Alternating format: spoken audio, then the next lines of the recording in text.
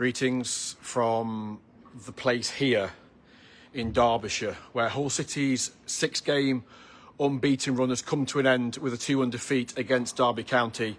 And I think everybody that was here of a City persuasion will look at that and go, how the hell have we contrived to lose that game? Because for much of the second half, City were by far the better team, were in the ascendancy, but then inexplicably gave Derby County a free goal 7 minutes from time. A combination of a goalkeeping error, lack of communication between Pandor and Shemi Ajayi, and allowed Salverson to score pretty much into an empty net. And unfortunately after that, City couldn't find their way back into it. So they lose the game by 2-1. They're still 8th in the Championship, only a point outside the top 6. Well, I think they're still on goal difference outside the top 6.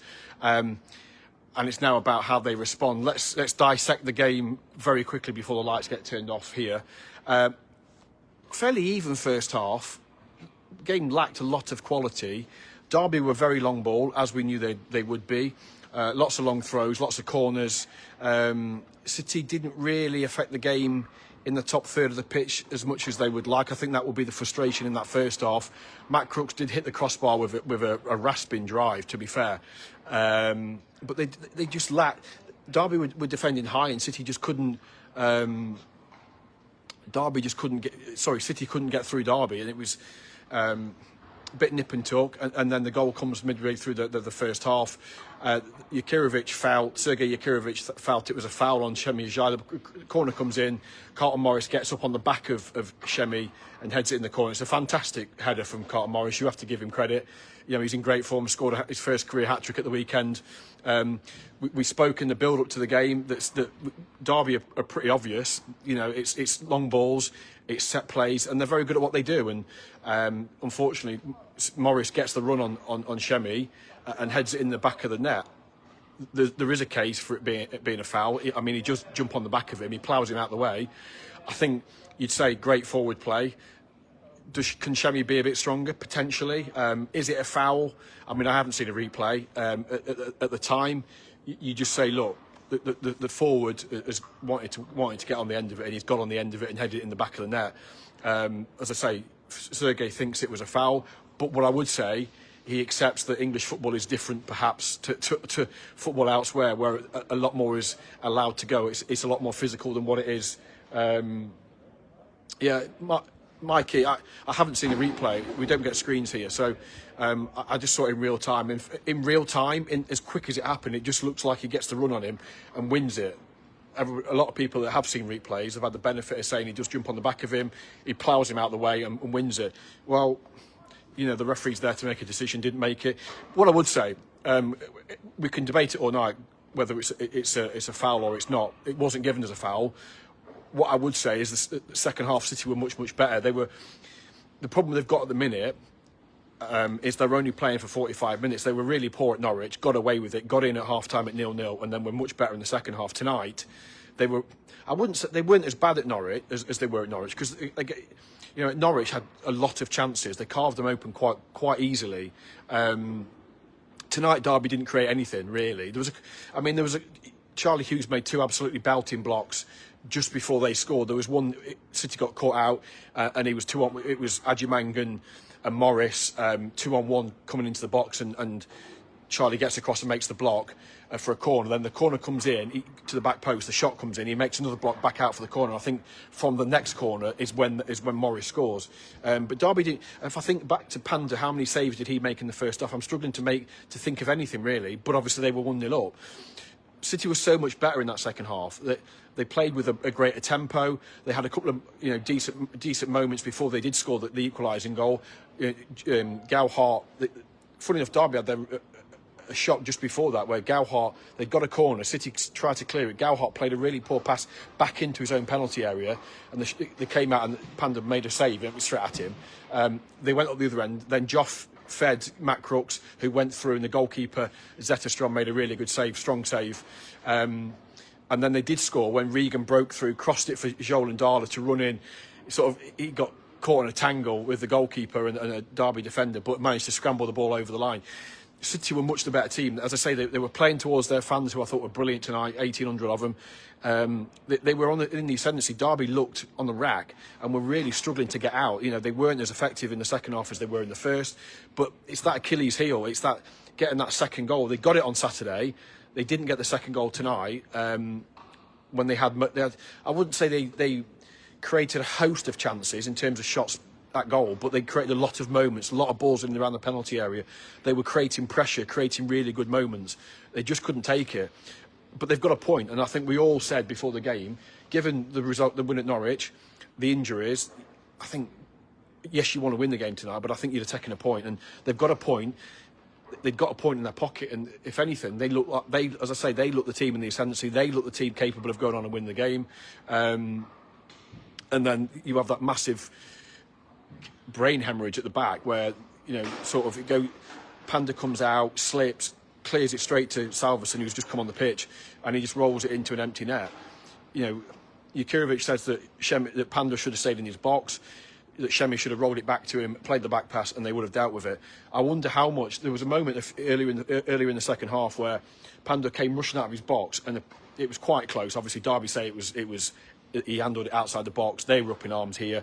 How much that unsettled him, and we've seen previously in games last season where Panda has a habit of something happening in the game that seems to throw him off, and then he makes an error, and it was an error, and it has cost the team. And we've said this before about the goalkeeper, how that is a problem. You know, Panda is a very good goalkeeper at this level, but he has got a big mistake in him. He's, you know, if I compare him to Zetterstrom tonight, who was, you could argue that he should have done better for the goal, but he was very commanding in his penalty area. He kicked long, he kicked very accurately, up to Carter Morris. In terms of crosses, he was very powerful. Pandas can be quite indecisive at times, and I think that sometimes runs through the team, particularly the defence. It can run through the team, but make no mistake about it, they've dropped 2 points tonight. They've got a point in the bag, and at the very worst, you come away from here 7 games unbeaten. You've got a point away from home. You've got 4 from 6, and that's a very, very good return. Look, funny thing being, a lot of us probably would have taken a point at Norwich and a point here tonight. So you're actually in a better position with the win at Norwich. But look, it is frustrating because this was a game against, you know, Derby were really poor in the second half. Yeah, they battled hard, they worked hard, but City were the better team. City played a lot of good football. It just comes. It's the error. It's the error that's gifted the goal, and that is what rankles, isn't it? If you've been undone by a moment of quality, which can happen, you go, well, okay, fair enough, type of thing. But it's the manner of the goal, the concession, how avoidable it was, and how somebody in that situation, somebody with Shemi's vast experience, just needs to take control and just get it out, even if it means blasting it out into row Z and clear your lines and reset. Or goalkeeper comes out and just blasts it up the pitch. You know, 83, 84 minutes, you don't want to be taking it in any game, particularly away from home, when you've got a point. You don't want to be taking risks unnecessarily. And yes, it's unfortunate Ivor slipped. That can happen to anybody. Unfortunately, if a goalkeeper slips in that area, probably going to be a goal, isn't it? But look, I still think there's a lot to be pleased about. I think we have to. It's nights like tonight where you kind of take stock of where you're at. And City came into this six games unbeaten with 4 wins in that. I think, and that's you. I don't want to make excuses for the injuries, but it's a factor. If you look at the team tonight, you've got no McBurney, no Lundstrom, no Liam Miller, no Mo Balumi. They're 4 big players. And that's going to hurt any team. And I think they've done incredibly well to get the points tally that they've got with the players out that they've got. And look, it's a setback. It's nothing more than a setback. You dust yourself down, as Steve Bruce would say in his Geordie accent. Dust ourselves down and we go again. And I think you go again on I think that's a really. I'm probably going to get kicked in the knackers for this, aren't I, by saying it? Because I almost don't want to say it, but I actually think that's a really good game for City on Saturday. Portsmouth aren't in great form. Obviously, they play on Wednesday night at home to Wrexham, which is a really tough game for them. But I think that's a good game for City throughout on the back of this. And I think if they do go and win that game on Saturday, to have taken 6 points from these 3 games against the backdrop of everything that we know about, I still think that's a fantastic return. So look, it's a setback. they were going to lose a game at some point. Yes, the manner of the defeat is frustrating, but actually it's encouraging in the same respect because they've not come here, they've not been outplayed, they've not been out-battled, they've not been poor. You know, they've been beaten by an error, and football, as I think the gaffer, Jurkovic, always says, goals are always errors. Football matches are decided on errors, and I think if we're being honest, City probably rode their luck in the first half at Norwich, got away with it, and ended up winning the game. Maybe that luck tonight has deserted them. Perhaps you would say you got the bit of luck if he did indeed handball. I mean, to me, he was nowhere near it. Absolutely nowhere near out of his box. But joking aside, perhaps they've got away with one. They got away with it at Norwich, and it's caught up with them this evening. As I say, back at it at home on Saturday, and they've obviously got an extra day to recover because Pompey play tomorrow night. Let's go through some comments before we head on our merry little way. Josh, in the words of Sergei, this is football, let's move on. Yeah, absolutely, yeah. Look, it's the Championship. You know, to go through with all the players that they've got unavailable, and it's the same players going to the well again, you know, they've come unstuck. It can happen. These are really strong at home. They didn't take their chances. They made an error. They got punished. You've got to move. I don't think it needs dissecting. The biggest thing I think that they need to look at is playing for two halves. You know, a lot of times this season they've turned up in the first half and they're not turned up in the second half, or vice versa. At Norwich they were garbage in the first half, got into half time intact and were very good. They weren't great in the first half here, albeit better than Norwich. They were 1-0 down. They then came back and were very, very good in the second half. But it wasn't enough because obviously they made the error. I still think with those, I think if you'd have put those four players that I mentioned earlier in that team tonight, they win the game. Without any question of a doubt. I think that Hull City are a better team than Derby, and they've got better players. I think if you put McBurney, Lundstram, Miller and Bloom in that team tonight, they win the game. And that's not to discredit anybody that was out there tonight. I just think I think McBurney is more clinical than Carl Joseph. He's a better centre forward than Carl Joseph, and Carl works his absolute socks off, but he's just not the goal threat that McBurney is. That isn't being horrible to him. That's just the reality. If you've only got to look at their respective careers. McBurney is the goal threat. Carl works his socks off for the team. He does a job, but the lack of goal threat is in between the posts is a loss for City. That's Panda needs dropping, needs a rest, give someone else a go. I think the problem they've got is the lack of genuine competition. You know, they haven't got a Carl Rushworth to bring in. You know, with respect to Dylan Phillips, I'm sure he's a very good goalkeeper in his own right, but is he Championship number one? Is he going to come in and suddenly be a better goalkeeper than Ivo Pandor? That is, we may never know, and we may only know the answer to that question if and when he's given the opportunity. I'm not sure at this stage we're at the level where we're dropping Panda. I do think that was an unfortunate error tonight, where I think if he doesn't slip, he probably gets rid of it, but there are a totting up of indecisive moments that are costing City goals at times, and that indecisiveness, as I said before, I think has an impact on the defence at large. There were so many balls in the box in the first half. Maybe it was a conscious decision from the goalkeeper to stay back and let his centre-halves deal with the long balls into the box. I still think I would have liked my goalkeeper early on to come and claim or get fists on balls. He was rooted to his line so many times. As I say, I don't know if that was a tactical approach, if it was stay back, let Igor, Ajay, Crooks, Charlie try and get first contact, and then the likes of Regan and players around that to get the seconds and clear and get them out. But personally, I like it when my goalkeeper comes and makes something happen and instills a bit of confidence, and that's a worry. So Mikey, I agree with you about that. Harry, can we just point out how bad Akintola is? 1v1 with Calamitous when he knocks the ball right at him is shocking. I think he is what he is. I think he's a player that on his day can do something useful. As we saw at Bristol City, he got a bit lucky with his goal against Leicester. I mean, let's be honest, it was going up and it was going to hit the Humber Bridge until it got a deflection and went in the back of the net. I've not seen enough from him yet to suggest that he's worthy of a start. I agree with you, Harry. I think when Akintola's coming on against Callum Alder, who has missed the last two games through through a migraine and being poorly, and he's tiring, I want Akintola going at him, taking him on, sticking the ball past him and going on. We never saw that. So I think the jury's still out. But again, perhaps it's a reflection of the market you're shopping in, given the situation. And realistically, he's a lower squad player. As nice a guy as he is, he's a lower squad player. He's not going to be anywhere near the first team if and when Mo Balumi and Liam Miller are fit, because they are on different. It's just different levels. But I think you're looking for players. What I would say is you're looking for players to come on and make an impact, and it's happened at times this season. Tonight, I thought JB looked all right when he came on, but Destan, apart from getting broad in some silliness at the end of the game, Destan offered absolutely nothing. Akintola offered, as you say, rightly, offered absolutely nothing. You need these players to be coming on, and if they're, I personally think Destan needs a start. I think he's always coming on last 15, 20 minutes when it's harem scarum. You're either trying to, like today, either get the second goal or in the end come back and try and get back in the game, or at Norwich you're trying to see it out.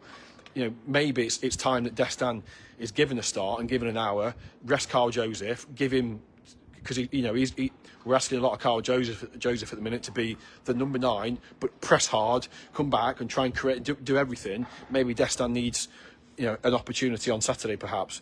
Harry, injuries are really hurting us. They'd have been the difference. Yeah, I said that just now. You're absolutely right. And again, I'm conscious that you don't want to make excuses. It's not a hard luck story, but you can't get away from the fact that those 4 players walk into that team and make a big difference, and potentially win the game for us. So yeah, I don't disagree with you there. Quick scan through. Mike, prior to the season, would have said mid-table finish 13th to 16th, and shows how well we are playing. For us not to be frustrated, not to win and go into the top 6. I absolutely. I think that's the perspective that's needed. Yes, for those 1,800 or so that are here tonight, trudging back up the M1, M18, whatever. It's frustrating because you've seen your team play really well in the second half and you've lost the game through a daft error. But it's football. It is. I know the gaffer says it. It is football. It can happen. It's the Championship. We all know what it's about. But City is still in a fantastic position, and we shouldn't. They've not suddenly become a bad side overnight. They're not suddenly out of 14 games in. They're not suddenly out of the playoff race. They're not. Let's not be dramatic about it. You can lose games. Good teams lose football matches. It happens. You see it at the very highest level. So Christ, you're going to see it in the Championship. And this week was always, these 2 away games were always really dangerous, and they've got 3 points. And I do think the 3 points at Norwich just completely takes the pressure off and lessens. If they'd have lost at Norwich and they lose tonight, suddenly you've lost 2 in a row. You've got a lot of injuries. That Portsmouth game becomes a lot bigger. But the win at Norwich just completely takes the pressure off. And yeah, it would have been great to have got a point tonight. I still think had they have not conceded, they may go on and win the game because there was so much on top. The crowd here were quiet. Derby were puffing and panting. They were struggling. Obviously, they had a big game at Bramall Lane on Saturday. So I think that in some ways they were kind of like, yeah, we'll take the point. But City were in the ascendancy, as I keep saying. But ultimately, you've got to do your job properly. And if the goalkeeper can't clear a football, then you run the risk of conceding a goal. And lo and behold, that's what's happened. But as I say, 22 points from 14 games, it's still a fantastic return, and the season hasn't come to a crashing halt today. It's now about responding on Saturday at the MKM Stadium, go and get that 4th or 5th win or whatever it is, and go into that international break on the back of what would be 6 points from 9. Very, very good return, and hopefully 1 or 2 of your key players starting to come back for QPR away. By the way, £39 tickets. I mean, at least Dick Turpin wore a mask. That is scandalous. I know QPR are the same every year, and I feel for their fans. But £39, Loftus Road is one of the great. I love going to Loftus Road. It's a proper English ground. Not great facilities. Not a great experience for away fans. But £39 a ticket is an absolute disgrace. But anyway, that's. I just sorry going off at a tangent, but I can't get my head around it anyway. Alex Panda was outside the box. Well, they won the game. Let them bleat on about that. Stephen, shame today. Good teams respond. Let's see what happens. Absolutely. As I say, let's go on another six game unbeaten run. They won 4 of those 6. Let's not forget that. And I know there'll be some people that will hammer them and will single out players and this, that, and the other, and the world will be ending tonight. It's the first loss in a while. If you'd have said a month, 6 weeks ago, you're going to win 4 or 6 before you lose the next game, we'd have all said, yeah, okay, great, we'll take it. It can happen. It's the Championship. It can happen. And if, as I said before, you make an error, you get punished. You have to take your medicine, and it's about now getting back on it and responding on Saturday. Lee's support was fantastic tonight from the Traveller. Yeah, I absolutely agree. I thought the fans were brilliant, and given my allegiances, it's not easy to say this, given it's Derby, but actually credit to Derby, because the ticket prices were brilliant. I've just slagged off QPR for charging £39 a ticket, which was an absolute disgrace. The adult tickets for Derby tonight were 20 quid.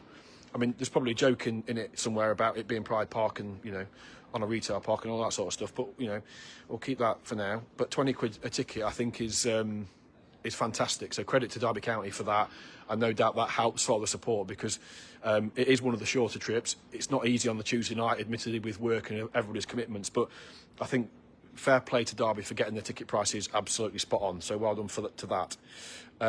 Charlie dropping too many points through sloppy defending. Late on, say 4 wins in 6.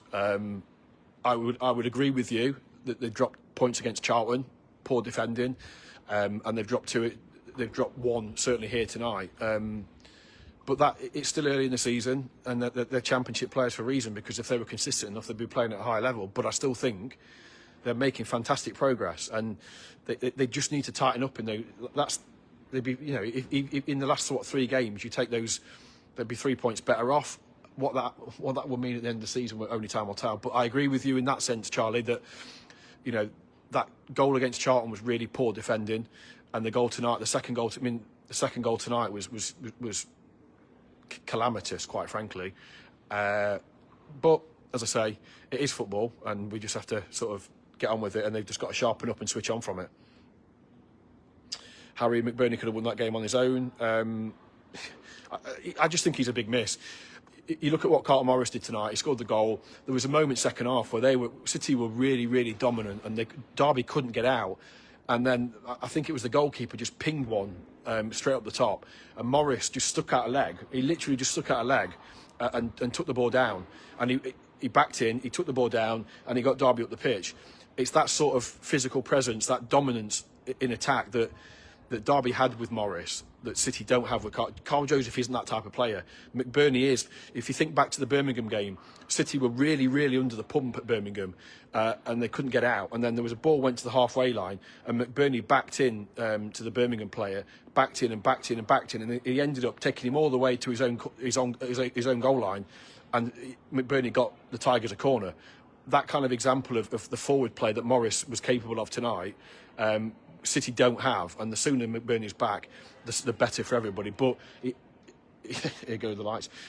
He's not going to be back this side of the international break, and we'll have to see what the situation is after the international break, and hopefully he's not too far away. But what I would say just on McBurney, I know there's been 1 or 2 people coming to me about his injury. Calf injuries are really hard. In some ways, calf injuries are more problematic than hamstrings. And you have to be really careful. And he was working his way back. He was on plan. He was on target. He's had a setback. What they can't do is bring him back, and then it goes, and he's out for 2-3 months. The calves are really, really dangerous. So they've got to be uber careful with him. And yes, we all want him back in the team. Obviously, it goes without saying, but it can't be at the risk of having him out and missing Christmas. If it means he's going to miss.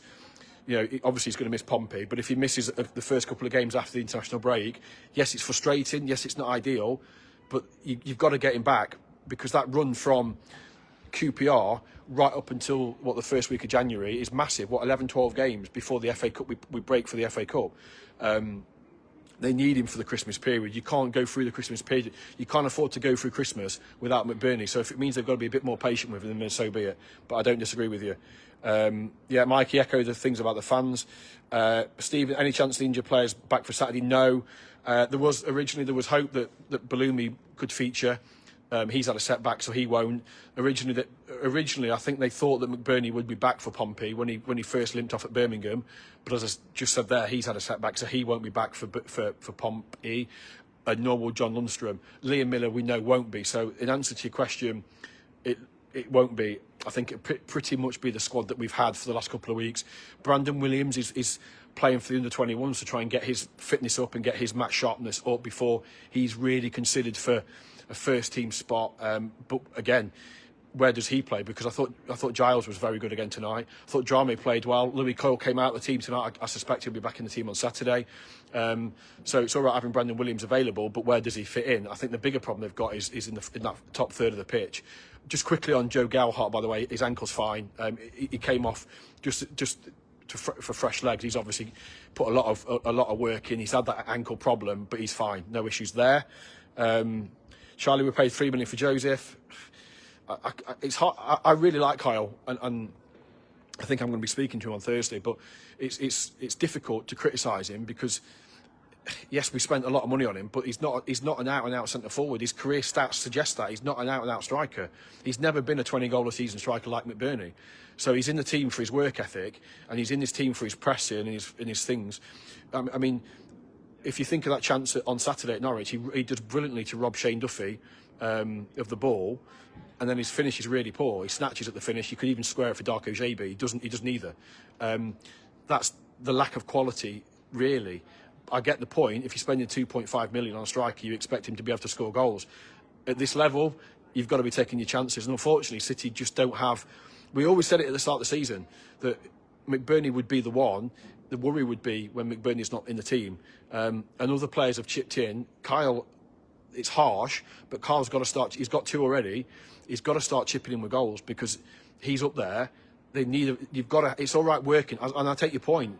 You've got it. It's all right working hard. It's all right doing the other stuff, but ultimately strikers are judged on goals, and he does need to chip in. If he's teeing up Gallhart or he's teeing up Crooks or Slater or whoever it is, Ndala, fine. And you can't question what he does in terms of his work ethic and his output and his running. Running 12k or whatever he does every game, but he has got to start. Finding a goal, even if it's 1 in 2, 1 in 3. But he's hopefully that comes on Saturday anyway. Right, let's have a quick scan through before they come and boot me out. I've probably overstayed my welcome in this place anyway. Jack, first loss in 7 games of all the injuries, can't complain really, can we?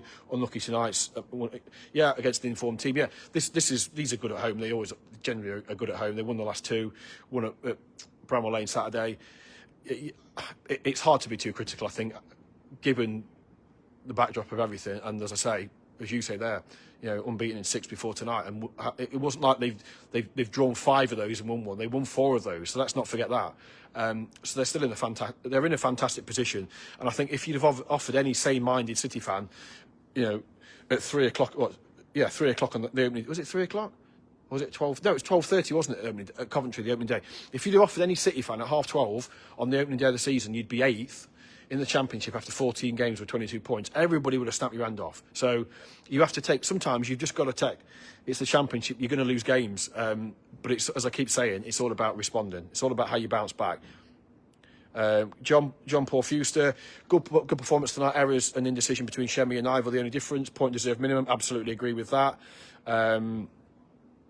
Harry, Simon, Fabio and Jan, we can dream, can't we? Fabio in that team. Rich, yeah, great to see Slater playing. But I thought Slater was very good tonight. There was one tackle in the first half, which was absolutely brilliant, really early in the game. But yeah, Regan was very good tonight, and he's really stepped up to the mark. And when Lundstrom comes back, Lundstrom will come into the team. But I don't think Regan will go out because I think he's playing too well. He's got the shirt, so fair play. Yeah, really pleased with Regan, absolutely. Stephen, when we get players back, I can see us being right up there. They're a good team. That second half, some of the football they played was brilliant. I mean, there were moments in the first half where they played some lovely passages of play. But second half, the way they just kept Derby pinned in, they kept winning the ball high. There was the 3 centre-backs on the edge of or on halfway. They just kept pinning Derby back. It's just that final bit. But we know they're lacking a bit of quality in the final third. They haven't got that. They haven't got a Bellumi, a Miller, a McBurney. And that is, you take the best players out the best teams, they're always going to feel it. And that is just a consequence. And that's unfortunate. But you're right, they are a good team. They deserve to be 8th in the table. They deserve to be just outside the top 6 for a reason. They're a good side. And they'll be a better side when these players start coming back, hopefully. Harry, when Lundstrom and Matasa were back, I mean, he doesn't get a look in. I'd send him back. I like him here. I thought he was very good at Norwich in parts.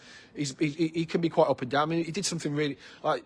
We're deep in added time. City have got the ball up. Derby clear, and he sort of just hooks it back aimlessly and to a white shirt, 5 yards away, and Derby are able to get up the pitch, and that effectively killed the game. And so, I mean, I'm not sure he's the sort of player you want to be bringing on when you're 2-1 down in injury time, chasing the game. But as I say, they're short of numbers, and it is what it is. I'd have probably been tempted to chuck on Firmino, stick him up front, and go long into the box and try and play on the second ball, because obviously Derby have got some. Matt Clark was exceptional tonight. He's a fantastic defender. Clark was brilliant tonight, but maybe chuck on Firmino, get Ajay up there, and just try and play the percentage and just do what most other teams would do. But anyway,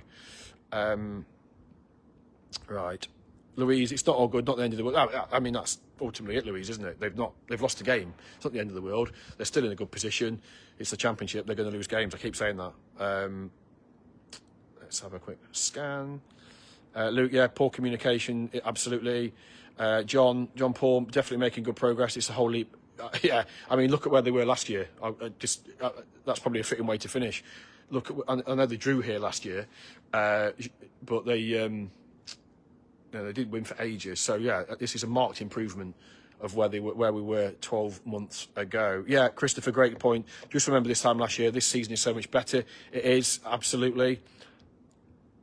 And they'll be on 25. If they can beat Portsmouth Saturday, they'll be on 25 points going into the international break, which is more than half. It's half of what they got last year. They got 49 points last year. And if they beat Portsmouth, they'll be on 25 after 14 games. Progress, and you're always going to get setbacks. Crooks, yeah, Andy, yeah. I forget. Apologies, who said it earlier when Joff played Crooks through. He went high to Zetterstrom. Maybe if he goes across low, he sort of snatched at it. It was a great chance. Really good play from Joff. Paul's not a fan of Kyle. Like I said, it's hard. He's not a goal scorer, and he's trying. We're expecting him to do the job of a goal scorer. It's not his fault that the club paid that Ruben Sayers pushed to sign him and pay £2.5 million. That's not his fault. But there has got to be, I do feel, a greater goal contribution. Yeah, the Giles cross was incredible towards the end. I agree with that. Right, quick scan through before Owen. Who's at fault, Shemi or Ivor? Well, according to the manager, Ivor should have stayed in his box. Shemi should have passed it back to him, and they deal with it. So make of that what you will. Ultimately, it's a communication breakdown, isn't it? Yeah, don't get locked in. Yeah, I'm going to, of all the places. Right, I'm going to call it a day there, because it's getting late, and this is not a place I want to be locked in, if I'm honest. We will have more for you from Pride Park over the next few hours. We will be at the training ground on Thursday to preview Portsmouth, and then obviously we'll be at the MKM Stadium on Saturday for the final game before the international break, the final break of the calendar year. If you were here tonight at Pride Park, hope you're having a safe journey back. Fantastic away support down here. Hopefully we'll see you at the MKM Stadium on Saturday for what is a massive game, and potentially a game that gets City in the top 6 going into the international break. It's about responding, isn't it? Thanks for watching. Thanks for your comments. As always, up those Tigers.